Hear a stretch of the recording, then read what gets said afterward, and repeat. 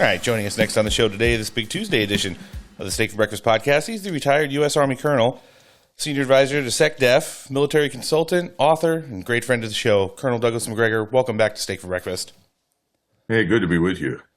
Well, we've had a lot of geopolitical developments happen over the course of the last 24 hours. First thing I want to start off with is up on Capitol Hill. You saw, after I guess over about 130 hours of filibustering, we saw the supplemental aid package, another waste of U.S. taxpayer dollars being thrown into the abyss of Ukraine, places adjacent, and global conflicts all over the world, otherwise passed in the Senate, now heads to the House of Representatives, where Speaker of the House Mike Johnson said he's not even going to give it a sniff.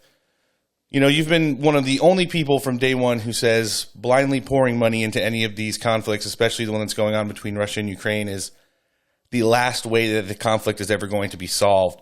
We've also saw some recent developments over the last 24 hours that a proposed peace deal maybe coming out of Russia was nixed by the U.S. State Department and Department of Defense. Just want to know if you could give our listenership a little bit of the latest on how you see this all shaken down. Well, while the rest of us were watching the Super Bowl, bad things were happening in the Senate, which is probably, as Mark Twain said, one of the most corrupt institutions in America.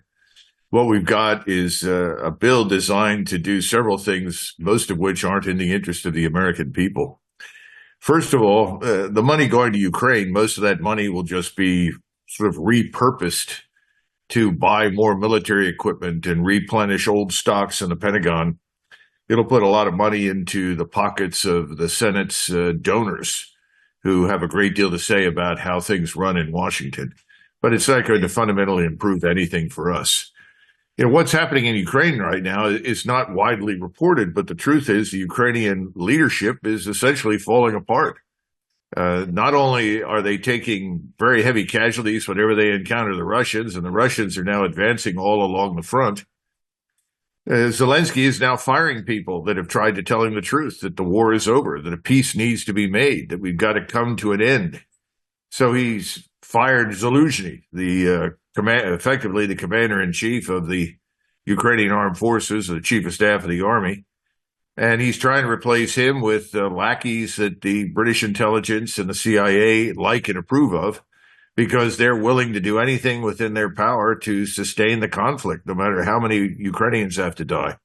And the best estimates are that if the Ukrainian government can go into Ukraine itself and drag what manpower is still there into uniform, they might be able to come up with an additional 250,000 men. But none of them are really well trained. Many of them are not fit, and they're just going to go in and die in front of the Russians. The Russians, in the meantime, as I think as people saw with this interview with Putin, want to end the war. They want to come to some sort of resolution.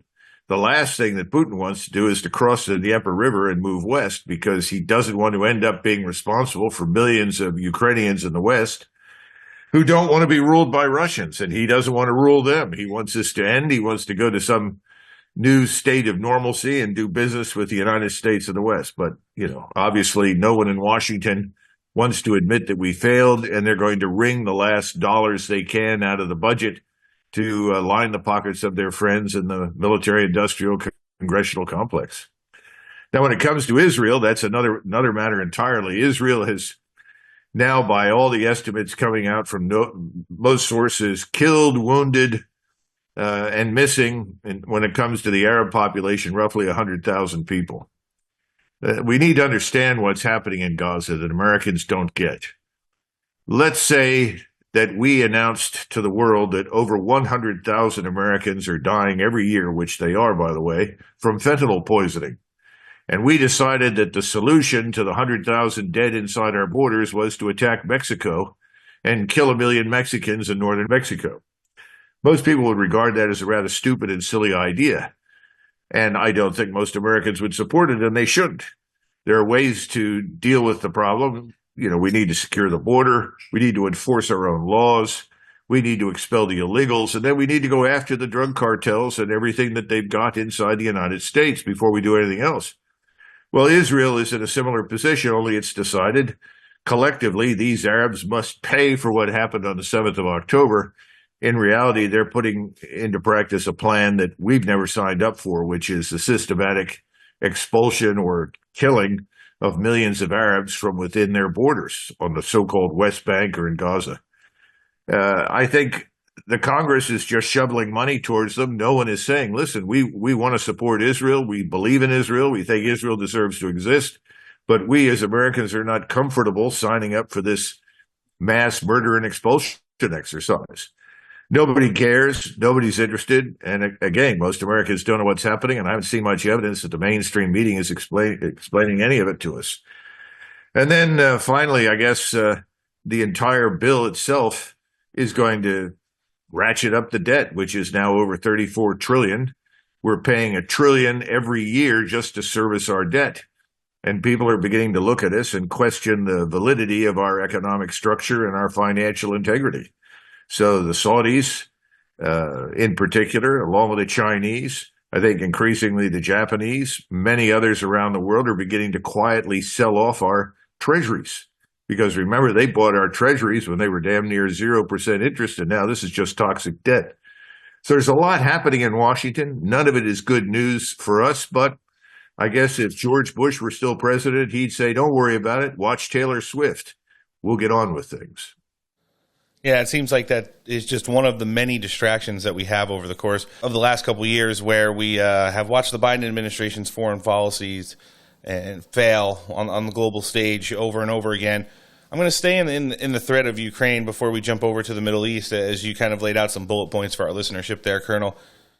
Now, when you talked about a couple different things, number one, any kind of potential peace deal, what is it that the international community, NATO members, outside entities, people like Boris Johnson, and then the Biden State Department and Department of Defense, where, Tony Blinken and Jake Sullivan and people like that have just, obviously Victoria Nuland as well, dropped the ball on this since before the color revolution that happened in Ukraine back in 2014.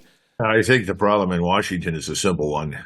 No one wants to stand up and say, we made a terrible mistake. Yep.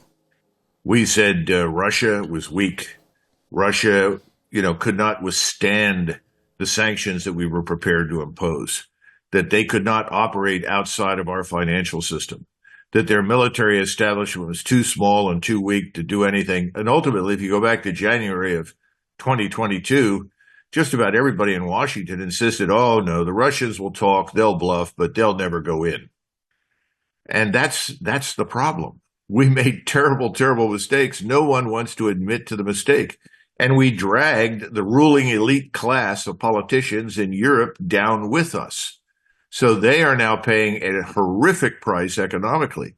Germany in particular, which used to be the juggernaut, not just of Europe, but probably 3 in the world economically, is now being rapidly transformed into an underdeveloped third world country. They're losing their manufacturing base. All the tremendous engineering and scientific industrial development that they were responsible for is being destroyed. And foolishly, they're standing around saying, well, this is the right thing to do. We have to stop this man, Putin. Well, Putin's not coming. He doesn't even want to cross the Dnieper River. He doesn't want to come west. He's not interested in attacking anybody. But how can you stand up and say, gosh, we were wrong. Sorry, America, and you're now several trillion more in debt as a result of it. We've destroyed the NATO alliance. We're destroying the European Union. There's not much left of the West, thanks to our bad policies. Nobody wants to own up to that. Did it surprise you this weekend to see such a negative reaction when Donald Trump reminded everybody of how he had gotten NATO to contribute their fair share while out on the campaign trail in Pennsylvania this last weekend? No, not at all. President Trump, and I have a lot of affection for him. He likes to say things sometimes that are easily taken out of context and then twisted to his disadvantage. What he was simply trying to say is that when he was president, he told the Europeans, you are a wealthy, successful group. You need to pay for your own defense. You need to be your own first responder. By the way, he told the Japanese the same thing, and for the same reasons. Well, the interesting part now is that I guess to fix the problem, this administration has destroyed Europe economically, making them even more dependent upon us than they were in the past. Now, I think the Europeans are going to wake up at some point and discover that they're going to have to care for themselves. But, it's a tragic set of circumstances because all of this could have been avoided. This war in Ukraine was never needed. We goaded the Russians into attacking. We made it impossible for them not to. So now we pay the price. And the last thing I want to touch with you on, and it's going to cover some of the stuff you had mentioned regarding the conflict in Israel with their military operation in Gaza. We saw that King Abdullah of Jordan was here yesterday, and pretty much in lockstep with what the Biden administration's rhetoric has been in regards to the response. And that's not that they can't perform this military operation, it's the way that they're conducting it. It seems like the agreement to oversight into how they're waging this war against Hamas right now is starting to gain more traction, as you accurately predicted, in a wider stage in the Middle East. When you saw that dual press conference went down and just the way the rhetoric was kind of spun and directed at Israeli Prime Minister Bibi Netanyahu, do you think this is going to increase maybe the pressure enough to have him rethink what the next portion of his strategy is? Or is Israel just going to do what they do and continue to bulldoze their way until they feel like they've eliminated enough of Hamas to no longer have them as a threat? I think two things are going to happen. The first thing that happens is that we will do exactly what Prime Minister Netanyahu wants us to do.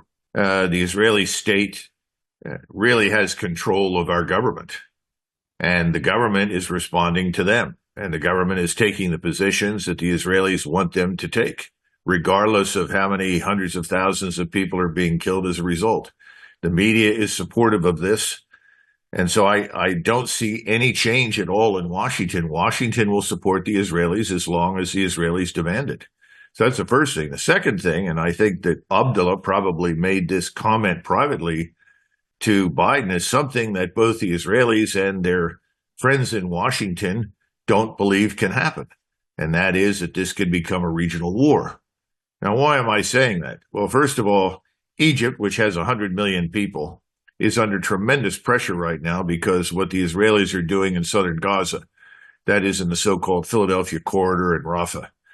And Sisi has said that those areas are Egyptian responsibilities, as per the treaty that was signed based on the 1973 war. He's got no choice. If he does nothing when the Israelis intervene there, his population will remove him, because across the Middle East, what we don't see is the level of rage and discontent that grips virtually every Muslim from Morocco to Indonesia. Americans are never told, what happened 2 weeks before the attacks by Hamas. The Israelis, or a group of Israelis, went into the Al-Aqsa Mosque. Now, who cares about the Al-Aqsa Mosque? We don't care. Well, the Al-Aqsa Mosque is the third holiest site in Islam. And that's why when the Hamas group did attack, they called the operation Al-Aqsa Flood. In other words, this is bigger than Hamas now. Hamas is still surviving. Hamas has not been destroyed. It is being wounded. It is being harmed, but it is not yet destroyed. The collective punishment, though, inflicted on the population has awakened the rest of the Muslim world. Erdogan in Turkey has been probably the single most openly hostile voice against Israel. The Turks and Mr. Erdogan are on their way to Egypt. They will meet with General Sisi on Wednesday, and I suspect that the Turks will say, stand your ground and fight, and we will back you. Well, this is the beginning of the larger war. There's also a very good possibility that the Israelis decide to widen this war in the meantime with Hezbollah and fight their way into southern Lebanon. That will ultimately bring in Iran. So we're looking at a regional war, and the thing that no one ever mentions is that in the background stand Russia and China. Both of them have vital strategic interests in the Middle East, interests far greater than our own, because as I'm sure you're aware and most Americans are aware, we're really no longer dependent on oil and natural gas from the Middle East. But Russia and China have extremely vital interests there. The Chinese in particular cannot afford to have the Straits of Hormuz shut down. They will back Iran in a war with us, with Israel, or anybody else. And I would be very surprised if Mr. Putin will not also back the Turks. So things are not shaping up in a good way. And just as we miscalculated about Ukraine and what would happen there. I fear that Sullivan and Biden and Blinken and their entire gang, along with their friends in the Senate, are grossly miscalculating right now what can happen in the Middle East. It's a mistake to assume that everyone will stand around and watch the Israelis wipe out several million people. It's not going to happen. And the way that it's kind of spun to this point is continuing to get out of control. Colonel, we're going to leave it at that. We obviously have you back every couple weeks. We love your commentary and insight on these, things we're not specialists in, but you paint such a brighter picture for our listenership. Not brighter in the context of things are going well, but the educational value to things that you don't get in the mainstream media, something that this is one of the only places you'll get them anywhere else. We know that you're the CEO of Our Country, Our Choice, an amazing website about taking back America for America. In addition to that, we're going to live link your website in the show description today as well. Is there anywhere else you want us to check you out on social media? No, that's fine. I'd appreciate it. And our country, ourchoice.com is the website. I encourage everybody to go there and sign up for it. I think they'll find it very interesting. We're different. We're not just another group that wants to rally. We actually want to recruit the people who will ultimately go to Washington and replace the disaster that is there. This is the retired U.S. Army colonel who's always providing the greatest commentary on the Steak for Breakfast podcast. Colonel Douglas Macgregor, thanks for joining us today. Have a great rest of the week. Thank you. Bye-bye.